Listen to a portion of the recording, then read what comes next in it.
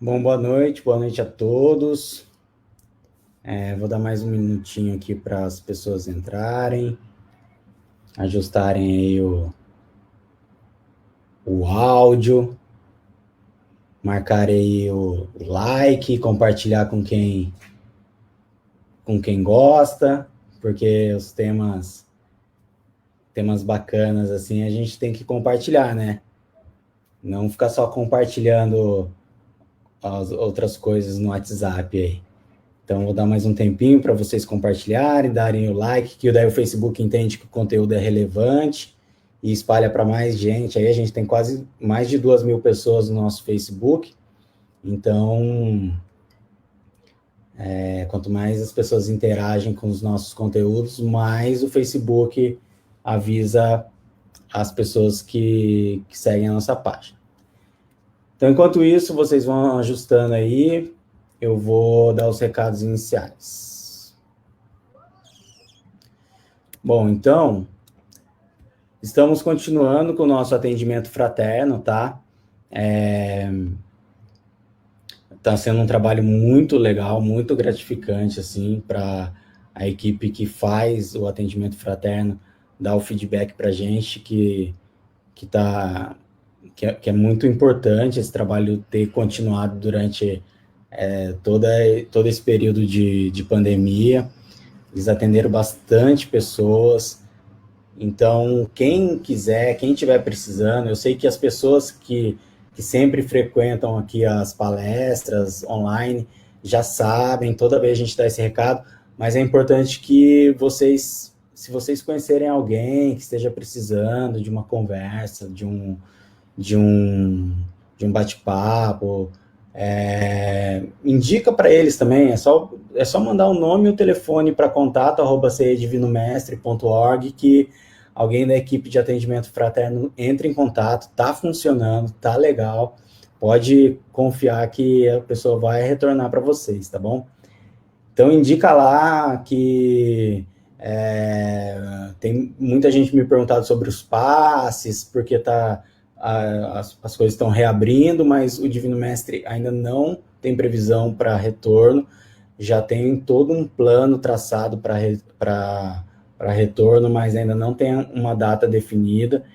Então, a equipe de doutrina, o conselho de diretor está tudo trabalhando nisso, mas ainda não tem previsão. Então, o que a gente está fazendo pelas pessoas que necessitam é equipe de passista, vibrando para as pessoas que estão aqui agora ao vivo assistindo as palestras e atendimento fraterno, tá bom? Então, tá funcionando, tá bem legal.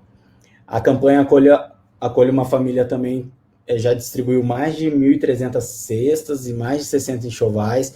Então, eles estão atendendo muita gente, muita família. Estão distribuindo alimentos. Está sendo uma campanha ótima também, está ajudando muita gente nesse período. Então, quem quiser contribuir, é lá na rua Ana Gonçalves da Cunha, número 30, de segunda, quarta e sexta, das 9 às 12. Pode levar lá alimento não perecível, leite, fralda, itens de higiene pessoal, tá? Quem tiver dúvida sobre o que doar mais, o que pode doar ou não, fala com a Iris por esse WhatsApp aí, tá? Se você precisar depois anotar, pode voltar lá o vídeo no Facebook, dá pausa aí, anota que tá sendo uma campanha bem bacana também. Tá bom? Então, beleza, tá todo mundo escutando bem? Quem quiser deixar aí as perguntas, quem quiser deixar aí os comentários, na medida do possível, o Eduardo, que é o nosso expositor de hoje, vai ler, senão depois ele repassa aí, né, e deixa aí o comentário, respondendo uma questão ou outra mais complexa. Então tá, vou fazer a prece inicial e a gente já chama o Eduardo e já dá início. Bom, então, nesse momento, vamos esvaziar nossa mente, vamos tranquilizar nossa mente, para que a gente possa elevar nossos pensamentos a Jesus, para que a gente possa criar essa sintonia entre todo mundo todas as pessoas que estiverem participando dessa palestra, para que a gente gere uma corrente de luz e possa tanto ser beneficiado quanto beneficiar as pessoas que estão necessitando nesse momento.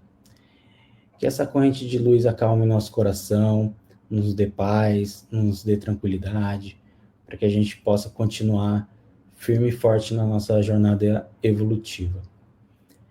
Que o mentor espiritual do Eduardo possa o inspirar essa noite, para que ele transmita a mensagem com a maior clareza possível e que a gente receba essa mensagem o máximo e consiga absorver o máximo possível dela para que a gente coloque em prática no nosso dia a dia. Muito obrigado, que assim seja.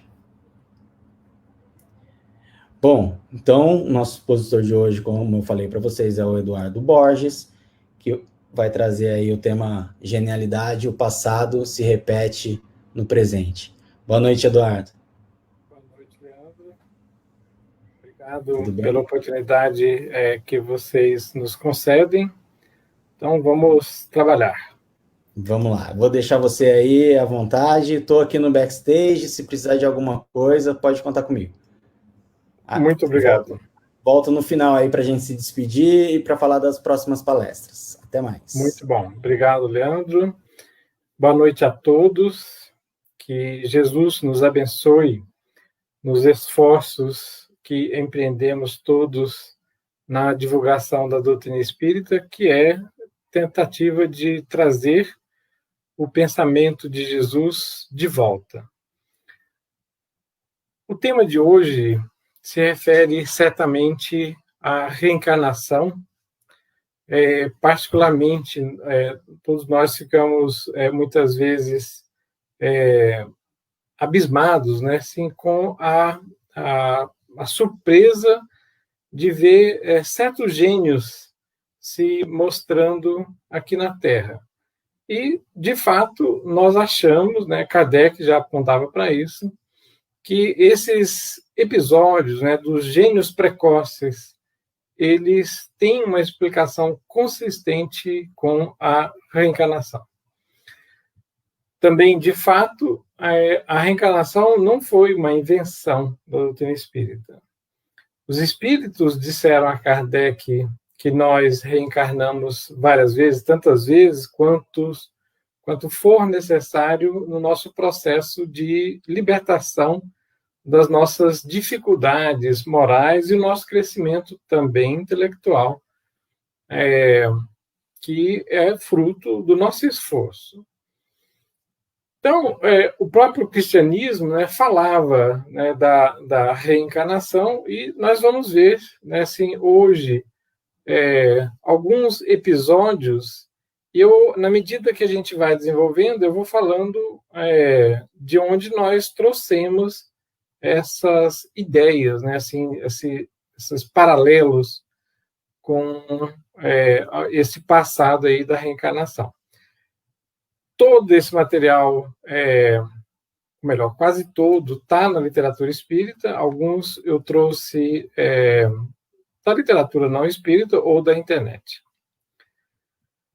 Muito bem. Então, algumas lembranças, né? Assim, o que é a reencarnação?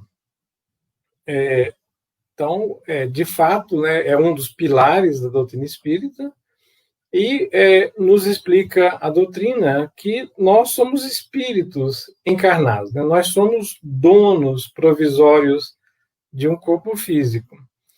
Ao fim da vida física, nós voltamos à pátria espiritual, ou à pátria verdadeira. Mas, uma vez que a gente não tenha completado o nosso roteiro evolutivo, nós, muitas vezes, voltamos à própria Terra ou a planetas outros, né? Nesse processo de acumular experiências, que é esse processo de evolução espiritual. Lentamente, nós vamos chegando, né, a esse estágio de espírito puro. Né? Espírito puro que nós conhecemos na Terra é Jesus. Né? Então, assim, é um processo que demanda várias encarnações, né? Então, se você vai se despindo das dificuldades morais e lentamente vai chegando nesses vários estágios, conforme Allan Kardec descreve na pergunta número 100. E muito interessante, né, assim, o mecanismo, né, que explica esse processo evolutivo é essa afirmação que está nesse último bloco de tópicos, né? As nossas experiências que adquirimos, elas nunca mais são esquecidas.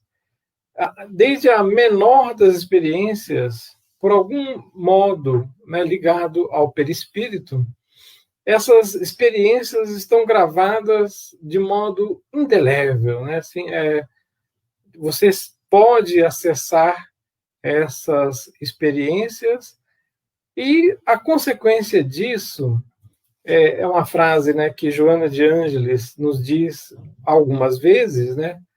O nosso presente é resultado das nossas ações transatas, né? Nós somos o fruto das ações passadas. Então, assim, as facilidades e dificuldades que você tem agora é resultado razoável desse seu procedimento no passado, né? Emmanuel tem uma frase muito bela sobre isso. A semeadura é livre, a colheita é obrigatória, né? A colheita não é livre. O que você fez resulta no que você é hoje. E Joana, né, no livro Jesus e a Atualidade, que ela nos apresenta alguns conceitos, né? Eu trouxe 2 aqui para a gente refletir. Vocês talvez saibam, né? Joana vai se referir aqui ao encontro, né, que José de Arimateia tem que Nicodemos tem com Jesus, e à noite Nicodemos temia ser visto com Jesus, e ele pergunta, né, a Jesus como é que era possível, né, assim, nascer de novo. E a pergunta dele é muito louçã.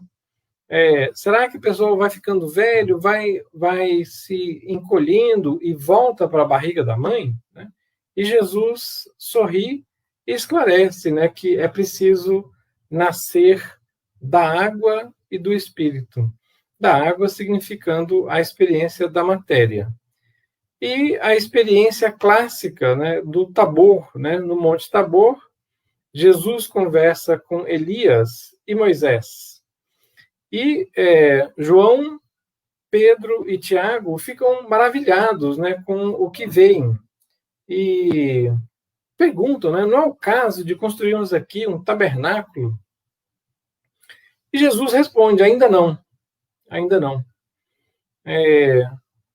E então Pedro particularmente se pergunta a Jesus, né, assim, mas se tu é o Messias, não dizia a profecia que Elias ainda voltaria? E Jesus responde, Elias voltou, mas fizeram dele o que quiseram. E o Novo Testamento é explícito. Então, os discípulos compreenderam que ele se referia a João Batista. E é notável porque Elias tem um episódio que ele enfrenta os sacerdotes de Baal e manda degolar 300. Talvez se recordem aí que João Batista, o fim da vida física, ele foi degolado, né? Apesar de ser um tarefeiro do Pai. E os conceitos de Joana, né? Aqui se referindo a Nicodemos. Não apenas no diálogo mantido com Nicodemos vibrou a sua declaração quanto à necessidade de nascer de novo, conforme nós dissemos. Essa afirmação se repete de forma variada, outras vezes confirmando o processo das sucessivas experiências carnais, método misericordioso do amor de Deus para o benefício de todos os espíritos. E no segundo episódio, nenhuma surpresa causara aos seus discípulos a resposta a respeito de Elias, assim como a indagação em torno de quem ele seria, Elias. Segundo a opinião do povo, em razão de ser crença quase generalizada à época, a pluralidade dos renascimentos. Então, como eu disse, não era estranho, né, aos cristãos primitivos, aos cristãos iniciais, o conceito da reencarnação, né? Mas, e aqui eu não vou me deter na razão, mas lentamente o conceito foi se perdendo e se distorcendo, né? De modo que a palavra reencarnação foi substituída por ressurreição. E o sentido é outro, então ficou difícil reconhecer no cristianismo, né, nas leituras do Novo Testamento, os conceitos claros da reencarnação. E aqui a gente selecionou esses dois, né? Nicodemos e o episódio do Tabor, para mostrar que, sim, a reencarnação esteve nos conceitos primordiais do cristianismo nascente. Mas aqui, né, assim, tem um aspecto relevante, né, assim, que eu não posso deixar de destacar, né? Joana fala da misericórdia divina, mas, assim, outras doutrinas cristãs, né, acreditam que, dependendo da falta que você cometa aqui na Terra, você será submetido, após o fim da vida física, a um castigo sem fim, né? As penas eternas. O que leva a gente a duvidar da misericórdia divina. Por quê? Porque, dependendo dessa falta, se de fato não tem mais solução para mim, então tem um ditado, né, assim, popular: perdido por um, perdido por mil. A pessoa pode entrar em descrença. Quando você propõe a hipótese, digamos, da reencarnação, você sempre vai ter um processo construtivo, de crescimento. Então, a pior falta de hoje pode, sim, encontrar a redenção através do trabalho, através, eventualmente, se você não ama, não aprende o valor do amar, eventualmente você terá que ressarcir, reparar essas faltas na forma de dores, né, infelizmente. Mas sempre vai ser um processo construtivo, né? Não existe um inferno de penas eternas, de fogo eterno, não existe isso. Deus não permitiria, né, se na sua misericórdia, que isso acontecesse. Mas, então, a gente aborda, né, a questão da genialidade, porque será que os gênios precoces confirmam essa, por enquanto, né, hipótese da reencarnação? E eu trago aqui aproximadamente seis nessa noite episódios, né, que a gente vai abordar. O primeiro deles é Gauss, né? Gauss foi um matemático. Ele nasceu na Alemanha, aí na Saxônia, numa cidadezinha chamada Ulm, né? E ele mudou-se para a Suíça. E é interessante, né, assim, porque os pais não tinham nenhuma tradição de serem estudiosos. Eu vou me arriscar a ler o nome dele aqui, né? Gerhard Dietrich, jardineiro e pedreiro, e a mãe, Dorothea Benz, analfabeta. Então, assim, dos pais não se suspeitava, né, assim, que nascesse aquele matemático, né? Já vou falar aqui. Desencarnou aí né, 33, mais 55, 88 anos, depois aí em Hannover, também na Alemanha. E ele teve trabalhos, né, assim, que influenciaram e influenciam até hoje, né, assim, a própria matemática, está aí, né, ele foi considerado príncipe dos matemáticos, mas a gente tem a lei de Gauss, né, no magnetismo, e a gente vai ver aqui um exemplo, só para a gente lembrar, né, assim, a curva gaussiana, que descreve o que a gente chama de probabilidade normal, uma distribuição normal de probabilidade, que aí os estudiosos de estatística verificam até hoje.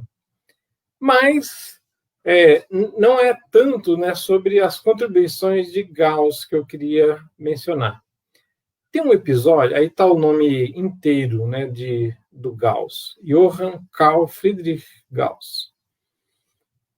É um episódio muito interessante, que ele tinha 7 anos e ele estava estudando em um cantão na Suíça, quando o professor, que era, por acaso, o diretor da escola naquele cantão, ele propõe um desafio às crianças que estavam sendo alfabetizadas aí, e ele era o primeiro ano, né, de alfabetização.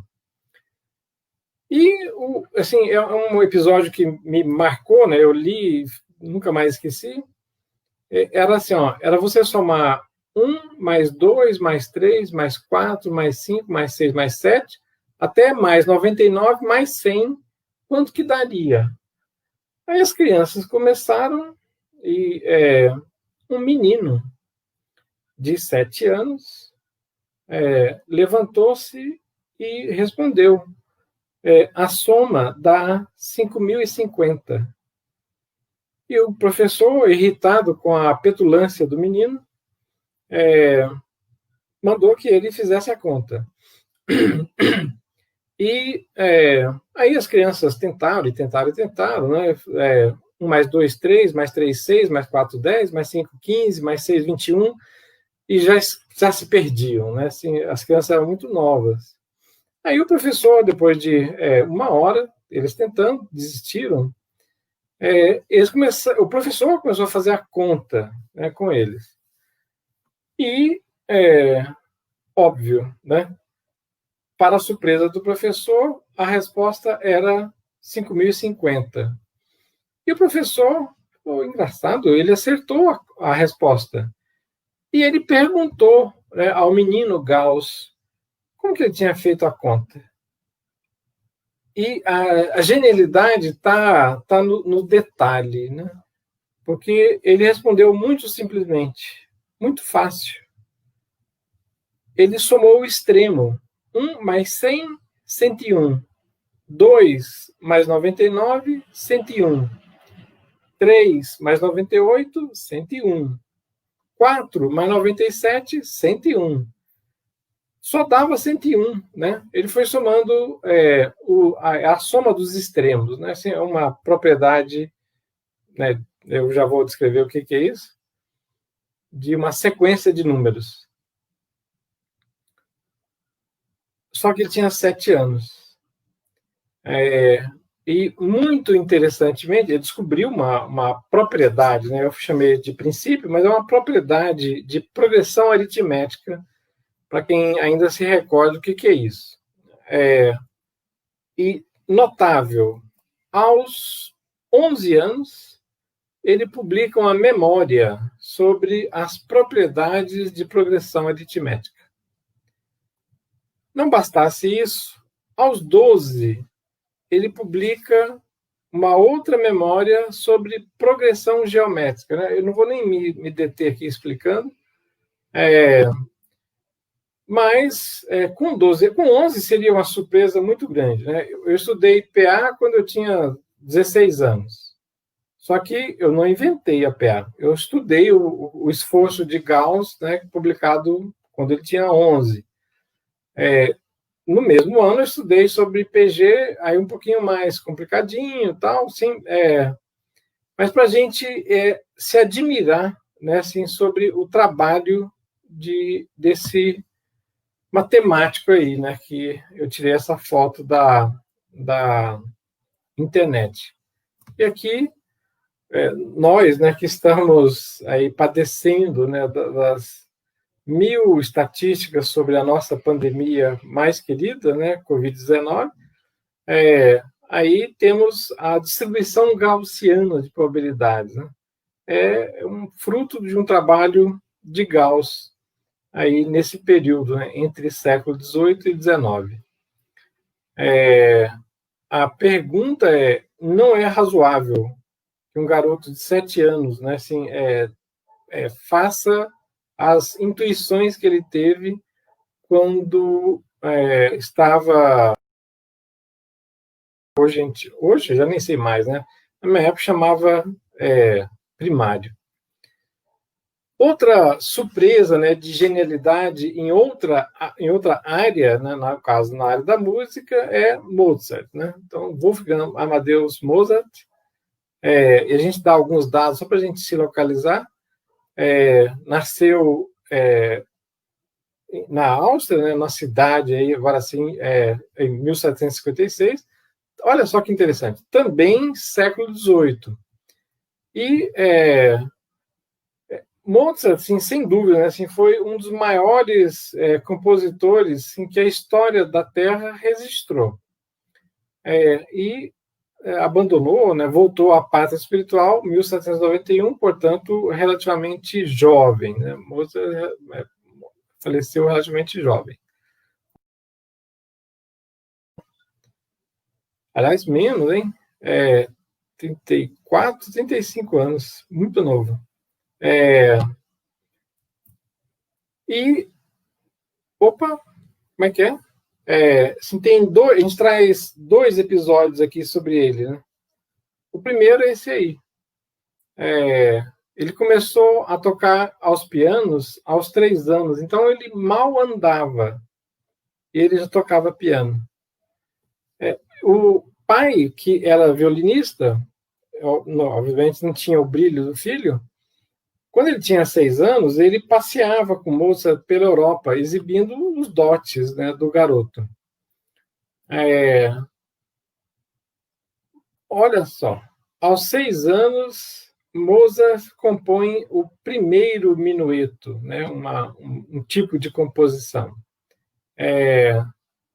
E o outro episódio, né, assim, muito interessante, ele tinha 14 anos, o pai levou Mozart para ouvir um concerto, um Miserere, no Vaticano,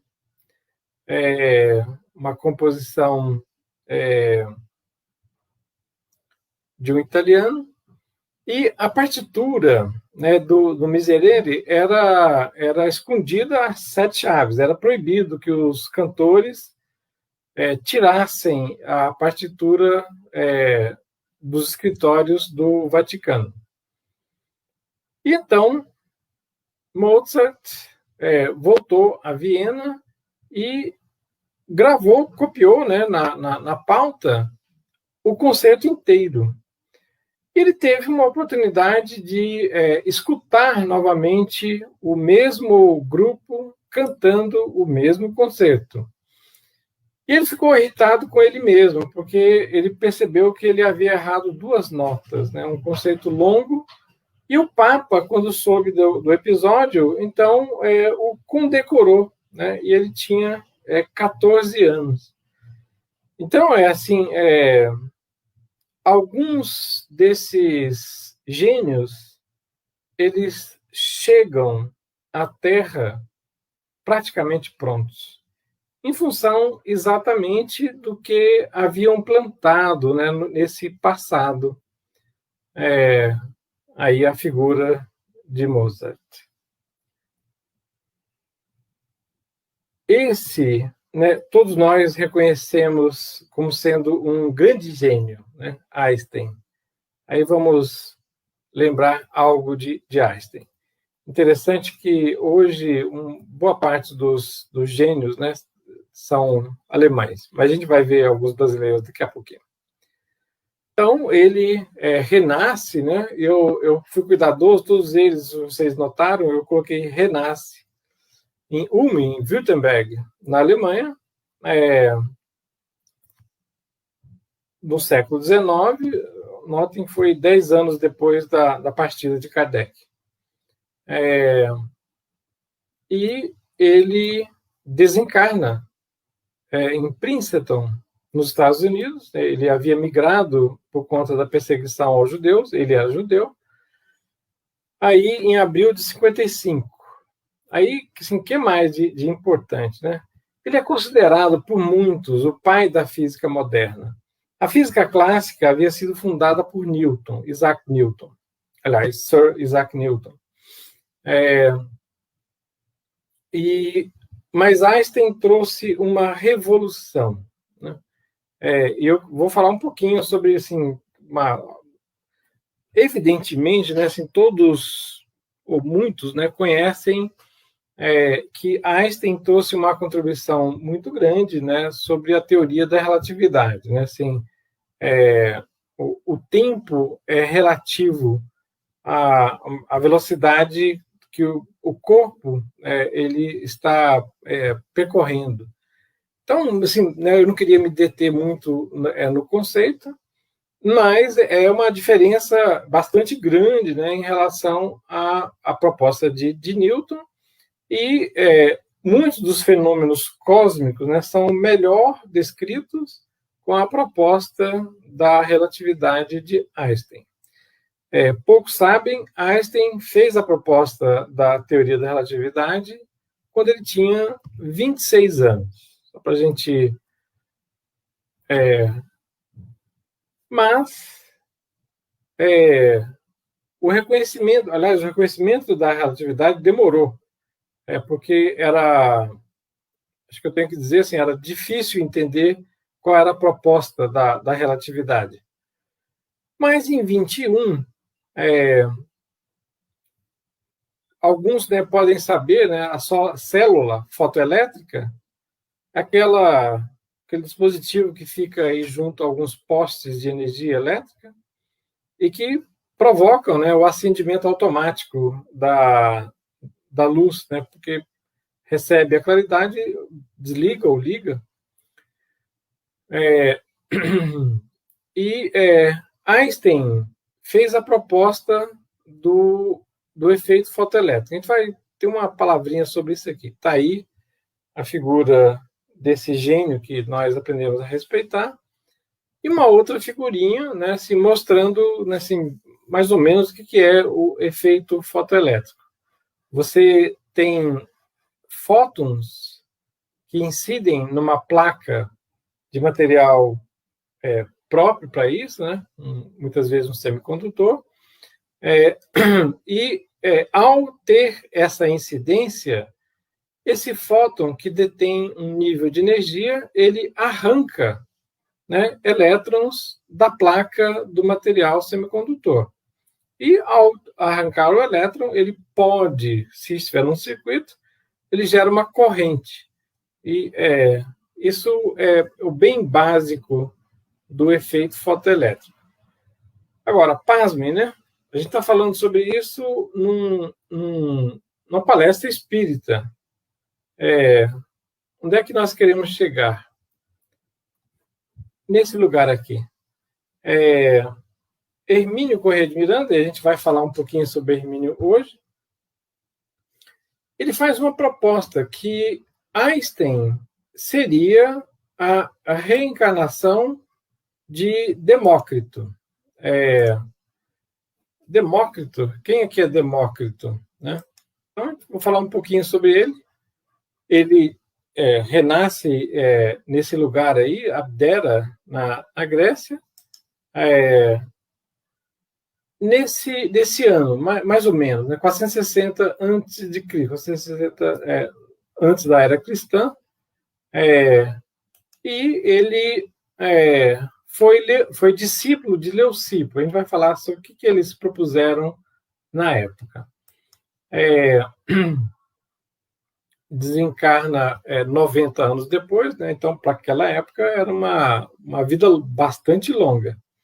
E eles trazem, né, assim, uma proposta, ele, Demócrito, e Leucipo, do atomismo. Né? Eu trouxe da internet, né, assim, bem rapidinho. Existem dois elementos principais para a formação de todas as coisas: átomo e o vazio. Então, tudo que é matéria é átomo, é feita de átomo. Não tendo átomo, não é matéria, é o vazio. Né? Então, de certa forma, é um princípio materialista. Mas o atomismo não é só isso. Átomos, aliás, o nome átomo, né, isso, são partículas indivisíveis, não se divide. Átomo. São individuais, invariáveis, não mudam, não são eternas. E elas vibram em perpétuo movimento e elas se diferem entre si apenas elas, os átomos, né? Pela forma, tamanho, posição e ordem. Como é que eles se ordenam no material? Primeiro, é muito notável a precisão, né, da linguagem, né, assim, que Demócrito usa na descrição. Agora, todos os corpos materiais são combinações de átomos ardentes, quentes, leves, né, o átomo sozinho é muito leve, e esféricos.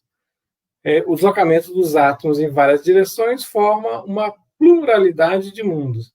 Ou seja, ele acreditava que todo o universo era construído pela mesma classe de átomos. Ou seja, os materiais que compõem a Terra também devem compor Júpiter, Saturno, Vênus, lá vai.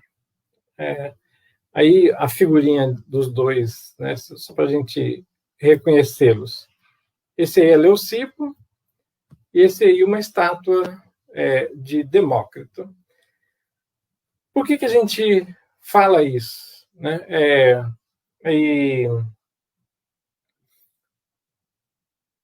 O Hermínio, né, ele narra muito bem. Né? Hermínio foi um escritor fantástico, Hermínio Corrêa de Miranda, que Demócrito e Leucipo eram materialistas. Achavam que tudo, né, fosse constituído por átomos, esses átomos indivisíveis. Mas aquela explicação que nós passamos, né, aqui sobre o efeito fotoelétrico, ele é o limiar. Houve bastante desenvolvimentos antes que isso acontecesse, mas aquela explicação é o limiar da física quântica, que aí destrói a indivisibilidade do átomo, né? E principalmente assim deixou o conceito, né, assim, do que é o átomo como matéria muito mais difuso, né, do que a proposta que Demócrito fez, que era praticamente, né, feita de concreto. Né? Os átomos eram esféricos, eternos. Hoje a gente sabe que não é nada disso. Né? E é muito interessante, né, assim, porque as propostas de Einstein, elas são de compreensão, eu vou dizer, difícil. Mas, se você pensa, arredondando os números aí, né, que desde 400 antes de Cristo, ele já mergulhava a mente nesses tópicos aprofundados da física, isso certamente ajuda a explicar a facilidade com que ele tinha na lida, né, assim, com esses novos aspectos que a física passou a oferecer justamente através do trabalho dele. Então, assim, há um contínuo de crescimento, né? E aí, essa proposta, quem nos faz, como eu disse, só repetindo, é Hermínio.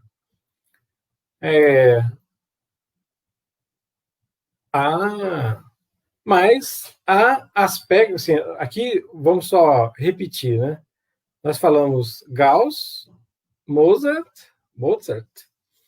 e Albert Einstein e Demócrito, mas que é um só. Então, um matemático, um músico, outro físico, mas, a meu ver, né, assim, a gente pode falar, sim, de uma inteligência espiritual, né? Howard Gardner e Daniel Goleman, eles propuseram corretamente, né, a inteligência emocional. Algumas pessoas lidam bem, né, com o aspecto emocional, mas também há um aspecto espiritual. Podemos dizer, sim, que há uma genialidade quando a gente fala de espiritualidade. Eu trouxe 2 exemplos aqui que vocês vão de conhecer, né? Um, nós já mencionamos aqui hoje, Hermínio Corrêa de Miranda. Eu conheci pessoalmente Hermínio e considerava Hermínio assim, o melhor escritor espírita encarnado. Já faleceu, conforme vocês podem imaginar, né? E eu não queria me deter muito na biografia de Hermínio, que vocês podem encontrar na internet. Mas eu vou falar um pouquinho da experiência espiritual de Hermínio. Nesse livro maravilhoso, Memória e o Tempo, que é dele, então ele descreve um sacerdote egípcio, que ele modestamente fala, um dos menores, mas ele viveu então no Egito Antigo como sacerdote.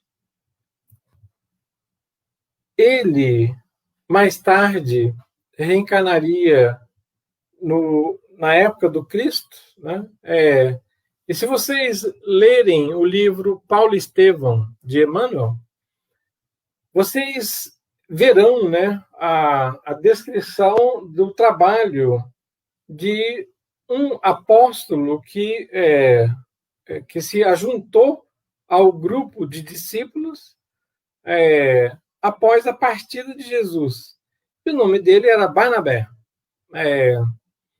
E, aliás, né, Barnabé que recebe, na época, Saulo, né, de volta na entrada da igreja em Jerusalém, na época ainda a Casa do Caminho. E Barnabé e Saulo ainda, né, assim, fazem grandes jornadas juntos na divulgação necessária do cristianismo nascente. Mas a trajetória dele não para aí, né? Ele também foi considerado santo pela Igreja e se chamou, no século XII, Bernardo de Clairvaux, ou São Bernardo de Claraval.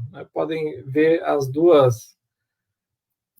Mais tarde, na época de Kardec, ele foi o pai de um poeta inglês de nome Robert Browning. Para vocês, talvez, né, assim, se localizar, Robert Browning foi casado com Elizabeth Browning, ambos personagens importantes da literatura inglesa.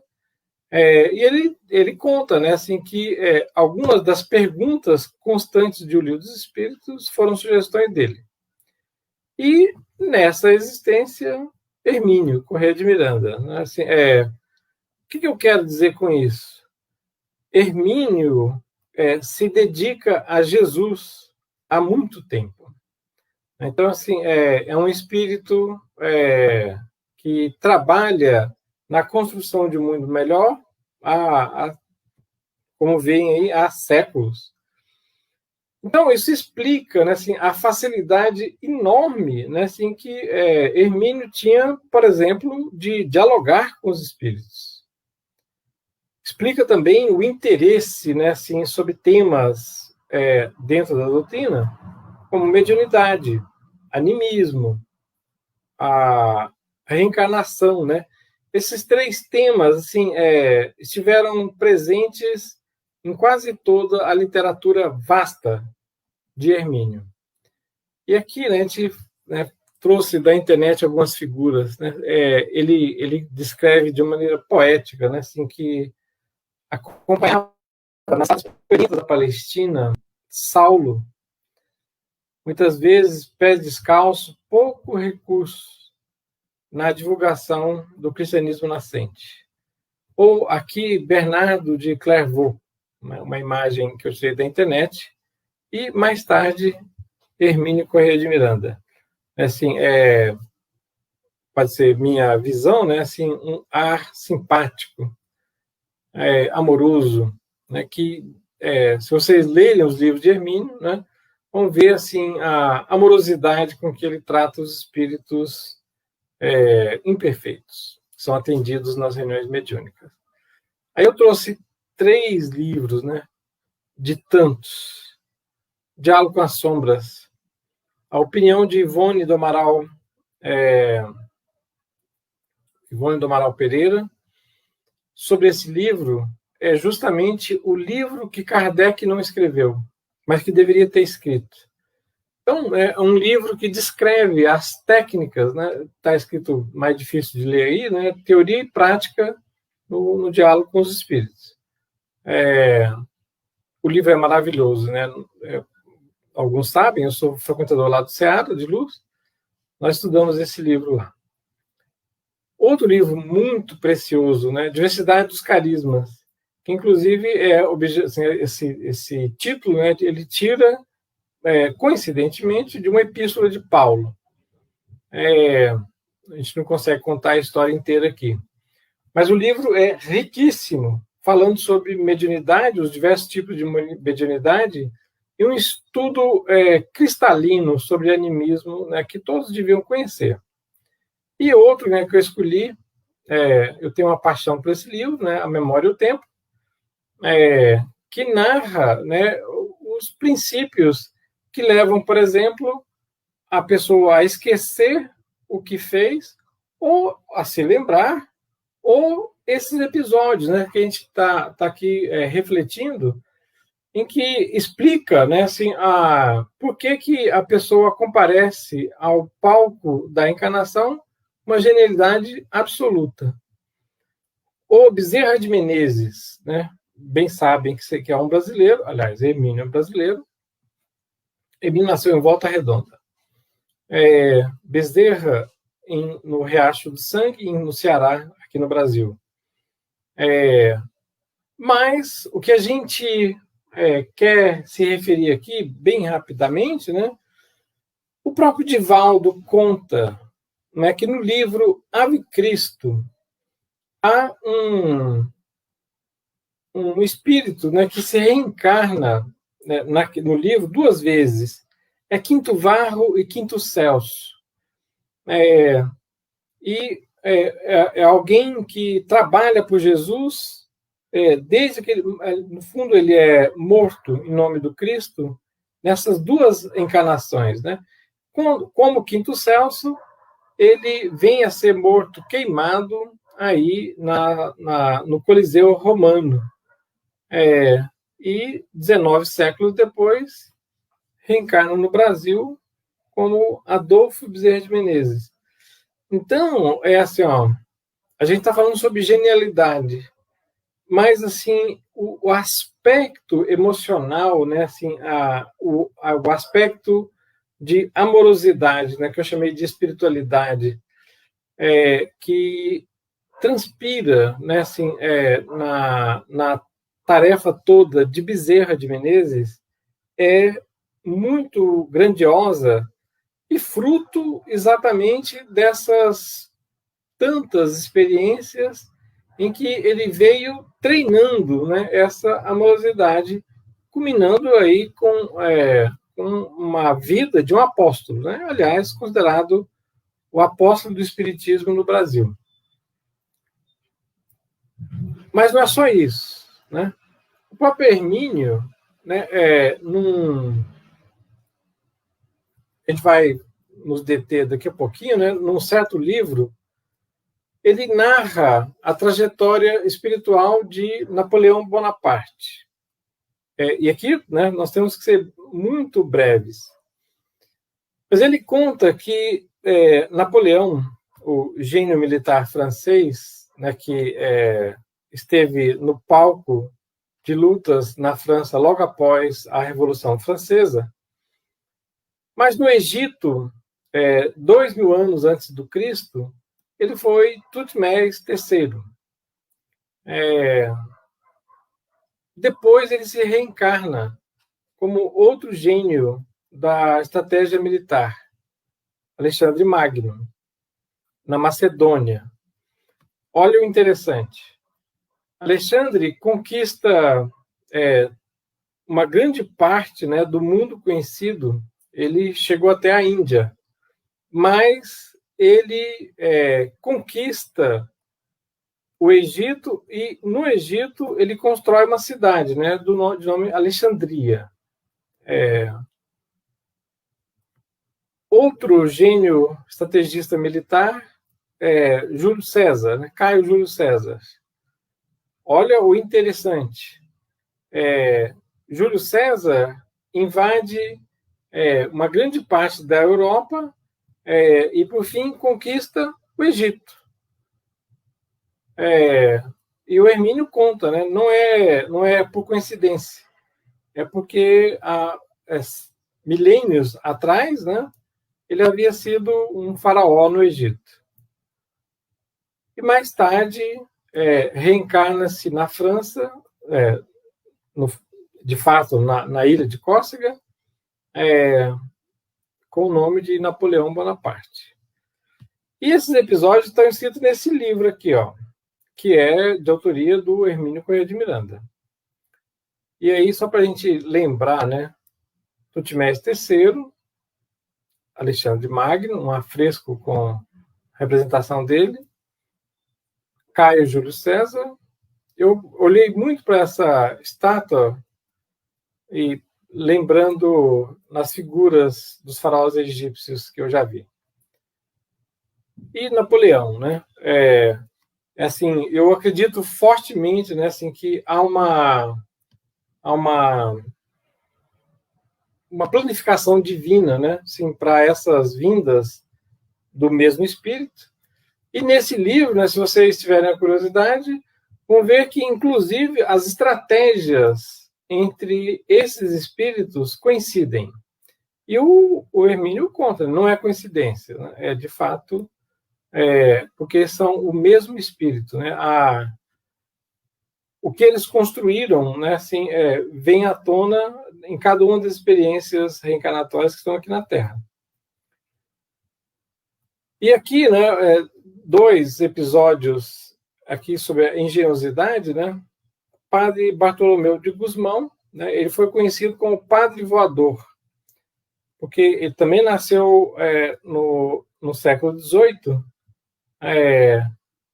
mas ele criou, né, foi talvez o primeiro que se tem notícia, ele criou um dispositivo com um balão, né, que permitia, então, que se navegasse, né? Vocês podem estar vendo aqui, uma pessoa, e ele chamou, né, esse dispositivo de barcarola. Aí uma invenção do Padre Bartolomeu de Gusmão, brasileiro, conhecido como Padre Voador. 2 séculos depois, ele reaparece novamente em solo brasileiro com esse nome aí, ó, Santos Dumont. E a enorme contribuição dele, né, sem dúvida, as primeiras ideias de máquinas que de fato conseguiam voar.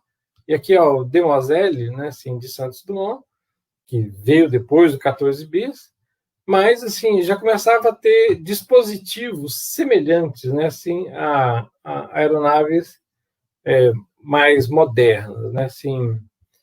É só para a gente reconhecer que a facilidade, né, a ousadia que ele tinha, e certamente tem, né, como espírito, de fato era resultante das experiências que ele havia acumulado antes. E aqui, assim, a gente para, né, assim, de falar dos episódios de reencarnação para caminhar para a nossa conclusão. E bem simples. Uma vez que nós somos resultados dos nossos atos passados, as coisas boas, experiências positivas, inclusive na área da intelectualidade, resulta nas suas conquistas de agora, resulta em quem você é agora. Essa é ou seja, a genialidade do agora, sem dúvida, está plantada no seu passado. Mas é uma consequência disso. Eu preciso lembrar constantemente, né? Pode ser, né, assim, que eu não seja esse gênio aí, né, assim, desses vários que nós nos admiramos, né, assim, de ver a capacidade. Porém, eu posso caminhar nesse sentido desde agora, desde hoje, né, ocupando o meu tempo em ações que me levem a essa construção. E, por fim, né,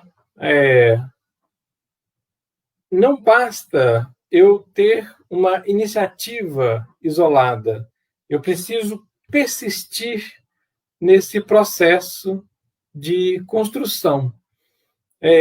Agora, às vezes, assim, a gente se pega... Estou muito distante dessa realidade, mas, de fato, nós precisamos começar. Começar e persistir, por mais modesta seja o nosso crescimento que a gente consiga agora.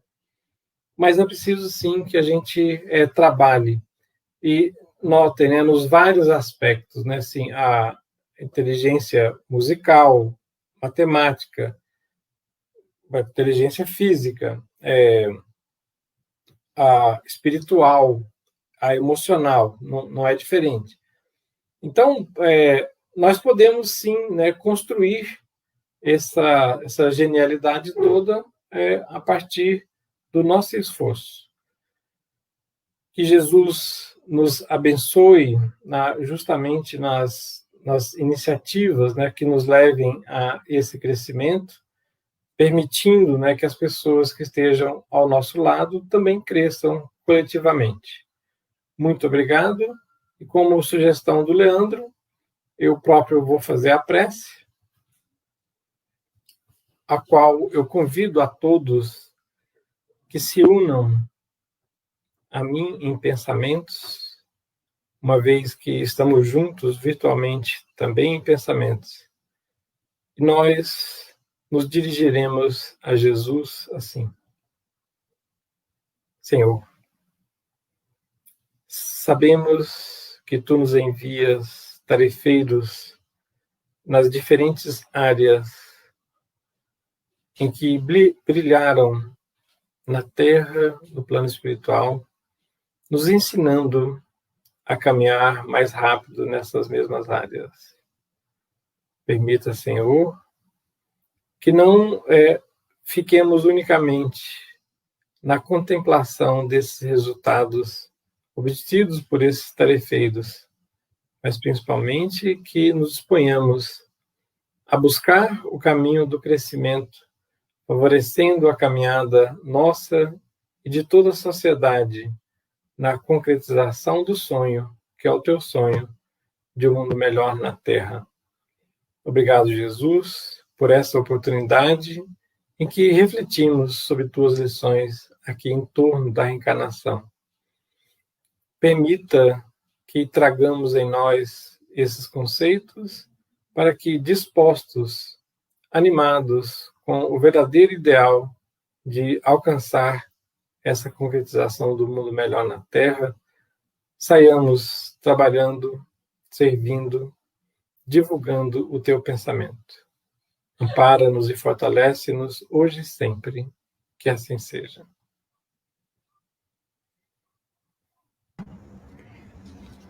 Muito obrigado, Eduardo. Boa noite para você. Foi muito esclarecedor aí. Muito, muito legal esse tema que você trouxe para a gente refletir. Muito obrigado mesmo. Obrigado a todos que nos acompanharam e até uma próxima, se Deus permitir. Até a próxima.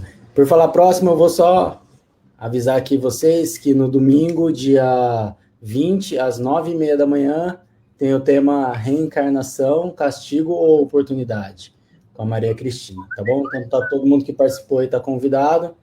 E até lá. Obrigado. Boa noite. Obrigado, pessoal. Até a próxima. Até. Boa noite.